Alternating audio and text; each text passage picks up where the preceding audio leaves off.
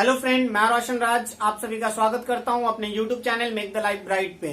दोस्तों, आज का हमारा टॉपिक है क्लास 9th कोऑर्डिनेट ज्योमेट्री, जिसके अंतर्गत हम लोग introduction part of coordinate geometry देखेंगे। इस वीडियो के अंतर्गत बेसिक कॉन्सेप्ट को समझेंगे, कोऑर्डिनेट ज्योमेट्री का क्या यूजेस है वो समझेंगे, और इसमें जो भी रिलेटेड टर्म्स हैं उन सारे टर्म्स को देखेंगे। तो चलिए दोस्तों शुरू करते हैं। और अगर आपको इससे पहले वाले टॉपिक में कोई भी दिक्कत हो, जैसे कि linear equation in two variable, polynomial, factorization of polynomial, ये इन सब चैप्टर में अगर आपको कोई भी प्रॉब्लम है तो आप प्लेलिस्ट में जाकर देख सकते हैं, क्योंकि उनसे रिलेटेड सारे टॉपिक का वीडियो अपलोड किया जा चुका है। तो चलिए, पहला हमारा पॉइंट जो है, the French mathematician René Descartes in 1637 introduce the Cartesian system of coordinate. तो रेने डेकार्टे प्रथम व्यक्ति थे जो 1637 में कार्टेशियन सिस्टम ऑफ कोऑर्डिनेट को इंट्रोड्यूस किए थे। ये बहुत ही आलसी व्यक्ति थे, और जब ये सो रहे थे तो एक चींटी इनको काट रहा था। ये अपनी पत्नी से बोले कि चींटी काट रहा है, जरा देखो। तो वो उनसे बोलती है कि आप उसका लोकेशन बताइए, और उसी दौरान उस चींटी की लोकेशन बतलाते बतलाते ये कार्टेशियन सिस्टम ऑफ कोऑर्डिनेट को इंट्रोड्यूस किए, और यहां से ये बतलाएं कि किसी भी पॉइंट को लोकेट करने के लिए, किसी भी पॉइंट को फाइंड करने के लिए हमें कम से कम दो रेफरेंस की जरूरत पड़ती है। जैसे कि हम लोग कोऑर्डिनेट में एक्स एक्सिस और वाई एक्सिस देखेंगे, उसी तरीके से वो भी, जैसे कि अगर कोई पॉइंट है, मान लेते ये पॉइंट है, यहाँ पे कोई एक पॉइंट है, ठीक है, तो इसको हम रिप्रेजेंट किस तरीके से करेंगे, तो हम कहेंगे upper side right of the white board. तो अप में, ऊपर में, लेकिन दाहिने साइड में, ठीक है। तो ये रिप्रेजेंट करने के लिए, इस पॉइंट को रिप्रेजेंट करने के लिए, लोकेट करने के लिए दो चीजों की आवश्यकता पड़ी। तो उसी तरीके से वहां से वो कार्टेशियन सिस्टम ऑफ कोऑर्डिनेट को इंट्रोड्यूस किए। अब दूसरा बात ये कि कोऑर्डिनेट सिस्टम होता क्या है। तो कोऑर्डिनेट सिस्टम एक मैथमेटिकल, मतलब एक पार्ट है जिसके अंतर्गत ज्योमेट्रिकल प्रॉब्लम को अलजेब्रिक वे में सॉल्व करते हैं, ठीक है। तो यहां पे लिखा गया, the branch of mathematics in which geometrical problem are solved through algebra by using the coordinate system. जैसे area of triangle, area of quadrilateral. तो इन सब से रिलेटेड भी आगे हम लोग पढ़ेंगे कि किस तरीके से हम लोग फाइंड करते हैं, ठीक है। तो मेनली हम लोग क्या करते हैं, ज्योमेट्रिकल प्रॉब्लम को अलजेब्रिक वे में एक्सप्रेस करते हैं बाय यूजिंग कोऑर्डिनेट सिस्टम, ठीक है। तीसरा हमारा पॉइंट है ऑर्डर पेयर से रिलेटेड। ऑर्डर पेयर क्या होता है, तो जैसे दो ए मान लेते हैं, ए और बी है, तो ए को पहले और बी को बाद में, कुछ इस प्रकार से लिखने का जो तरीका होता है, that are called order pair. तो pair of number, pair means दो, ठीक है, listed in a specific order with a at the first place and b at the second place is called order pair. I think आपको ये समझ आया होगा, ठीक है। उसके बाद हम लोग देखते हैं कोऑर्डिनेट एक्सिस। देखिए, कोऑर्डिनेट एक्सिस को समझने के लिए एक्स कोऑर्डिनेट और वाई कोऑर्डिनेट होगा। दोनों एक दूसरे के परपेंडिकुलर होता है, और जिस पॉइंट पर एक दूसरे को इंटरसेक्ट करता है वो पॉइंट हमारा ओरिजिन कहलाता है। तो चलिए पहले हम इसको इरेज करते हैं, इतना इरेज करते हैं, और फिर इन जो भी बचे हुए पार्ट है उसको समझते हैं by using Cartesian plane, by using graph, ठीक है। तो इसे इरेज करते हैं। यहां पर आप देख सकते हैं कि एक्स ओ एक्स डैश और वाई ओ वाई डैश करके यहाँ पे एक लाइन ड्रॉ किया गया है, और दोनों एक दूसरे के परपेंडिकुलर है, ठीक है।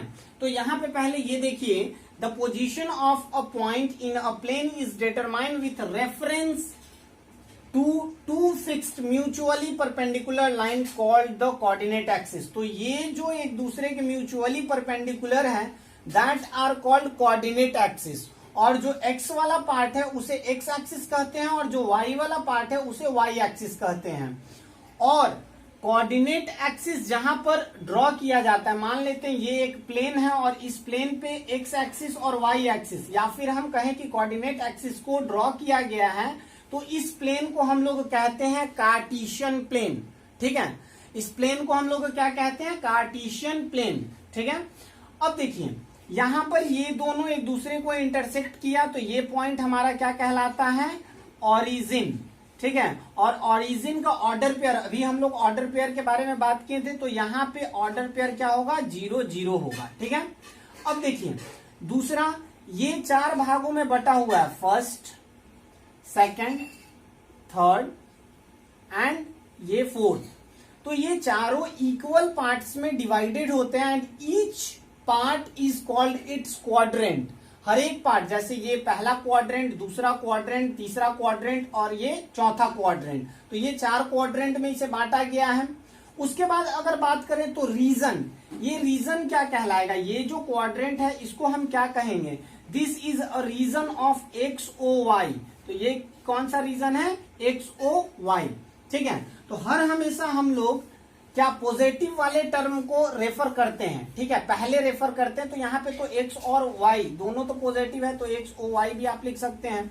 यहाँ पे देखिए वाई ओ वाई डैश, इस रीजन को क्या कहेंगे, x dash o y dash, और इसको क्या कहेंगे, एक्स ओ वाई डैश। ठीक है, तो यहाँ पे आप इस तरीके से वाई डैश ओ एक्स भी लिख सकते हैं, कोई दिक्कत नहीं है। ठीक है, रीजन को आप रिप्रेजेंट कर दें तो रीजन को रिप्रेजेंट करने के लिए कोई प्रॉब्लम नहीं है। ठीक है, अब देखिए ये तो हमारा इतना आ गया। अब यहाँ पे आप क्या कहेंगे, इस पार्ट में x जो होगा वो ग्रेटर देन 0 होगा और y भी क्या होगा, ग्रेटर देन 0 होगा, because x and y both are positive. तो अगर ये ग्रेटर देन 0 और ये भी ग्रेटर देन 0, तो इसका जो साइन ऑफ कोऑर्डिनेट क्या होगा, प्लस प्लस होगा। ठीक है, अब यहाँ पे देख रहे हैं कि x dash is less than 0, x dash क्या है, यहाँ पे जो है, या फिर x डैश लिखिए या फिर x लिखिए, बिकॉज ये x डैश वो तो बस सिर्फ लाइन को रिप्रेजेंट कर रहा है, लेकिन ऑर्डर पेयर जो होता है वो x डैश के टर्म में नहीं होता, x के टर्म में होता है। तो in this quadrant x is less than 0 but y is greater than 0। ठीक है, तो इसका जो साइन ऑफ कोऑर्डिनेट क्या होगा, माइनस और प्लस होगा। यहां पर दोनों माइनस के टर्म में होता है, क्योंकि x is also less than 0 and y is also less than 0। अगर यहां की बात करें तो x is greater than 0 but y is less than 0, y क्या है, छोटा है। तो यहां पर जो हमारा साइन ऑफ कोऑर्डिनेट क्या होगा, प्लस और माइनस होगा। आई थिंक ये आपको यहाँ पे दिया गया, रीजन दिया गया, क्वाड्रेंट्स दिया गया, nature of x and y दिया गया और साइन ऑफ कोऑर्डिनेट दिया गया है, ये आपको समझ आ गया होगा। ठीक है, तो चलिए ये जो लिखा गया इसको इरेज करते हैं और कुछ पॉइंट्स को कैसे इंडिकेट करेंगे उस चीज को समझते हैं। तो यहाँ पर हम लोग ये 2 पॉइंट को इंडिकेट करके समझेंगे कि किस तरीके से किसी भी ऑर्डर पेयर को कोऑर्डिनेट ज्योमेट्री के माध्यम से रिप्रेजेंट करते हैं ग्राफ पर। ठीक है, तो यहाँ पर हमारा पॉइंट 2 एंड 3 है। ठीक है, तो 2 जो है वो x एक्सिस को रिप्रेजेंट कर रहा है और जो 3 है वो y एक्सिस को रिप्रेजेंट कर रहा है। तो हम क्या करते हैं, ये यहाँ पर इंडिकेट कर दीजिए और इसको यहाँ पर।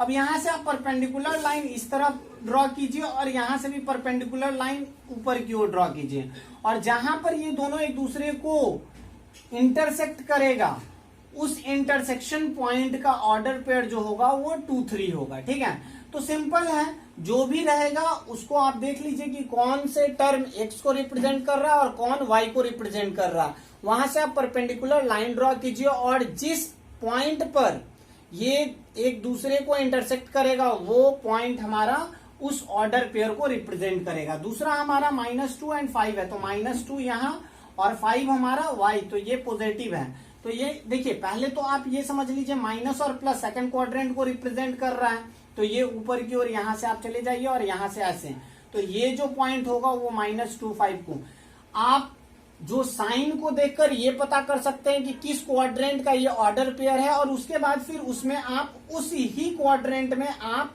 परपेंडिकुलर लाइन ड्रॉ करके उस पॉइंट को रिप्रेजेंट कर सकते हैं।